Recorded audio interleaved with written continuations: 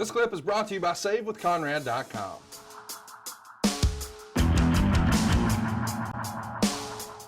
That same day, I want to mention, you're working against, again, it's a TV day, so you got two matches.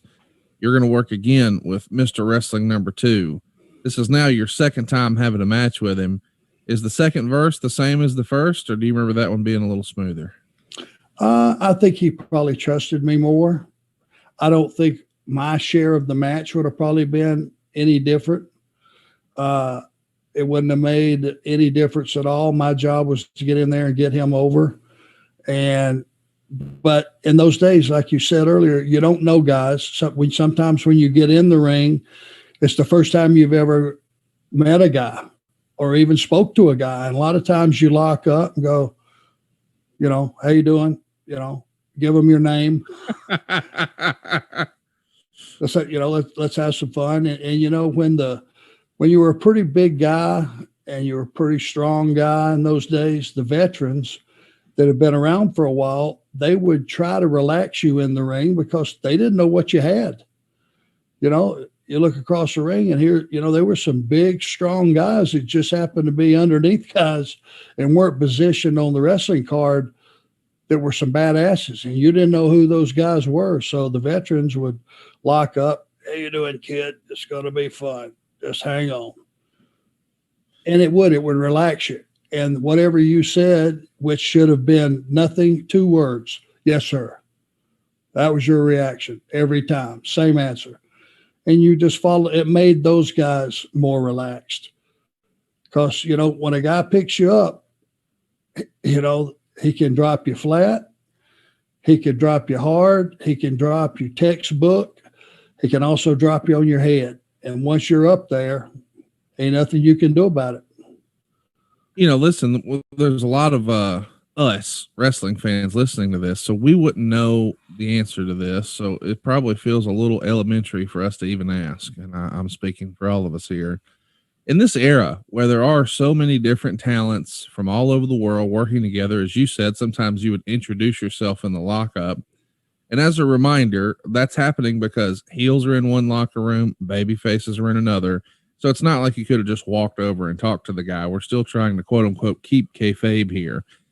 But when you're in the course of a match, is there a sequence of moves that could be called, a series of quote unquote spots that was just considered like standard fare? Like, everybody does this. So if he said a certain phrase or series of words, that was universal. Everybody did a series of moves in that combination. Can you take us through what some of those combinations could have been? Well, yeah, for that day, it was like when whoever would train you, hopefully in those days, Ted Allen trained me, and first thing he taught you was footwork, circling the ring. Next thing was lock up. Nice and solid. Keep your head up. Keep your eyes forward. A nice solid lock up. First thing you learned was grab a headlock and how to snatch a headlock and how to get there and make it look viable and believable and credible. Then it went tackle. You shoot a guy off, take a tackle. Shoulder tackle. Yes, sir. Then it went tackle, drop down, hip toss. For some reason, that was just a sequence that was easy. It was smooth. The guys were coming off the ropes. His momentum allowed you to hip toss him and take him over. You used his momentum against him. Then it went to tackle, drop down, reverse the hip toss. Okay, the business was evolving now. Then it went to tackle, drop down, reverse the hip toss, reverse it again. And if you remember this one from watching matches, a guy would do that second reversal and the guy would go out over the top from the hip toss. Now we're getting into the high flying stuff for that era.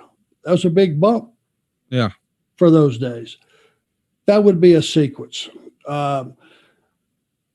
There's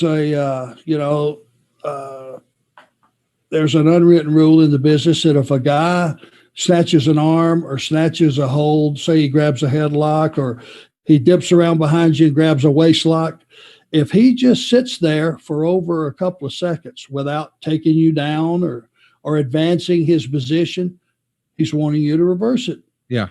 So you reverse it. Yeah. And if he reverses it again and he sits there for a couple of seconds, reverse it again. I see. You're kind of learning by osmosis, because if a guy zips in behind you and waist locks you and he's got you, he's going to probably take you up, take you down, ride you a little bit, do a little bit of amateur stuff. If he grabs a headlock, he turns it into a hammer lock. If he just sits there, he just want you to reverse it. I see. A lot of it's common sense, but you got to have that move set and knowing how to work those holes. You got to have that on your tool belt, or doesn't matter that you know he wants something. If you don't know what to do, you don't know what to do.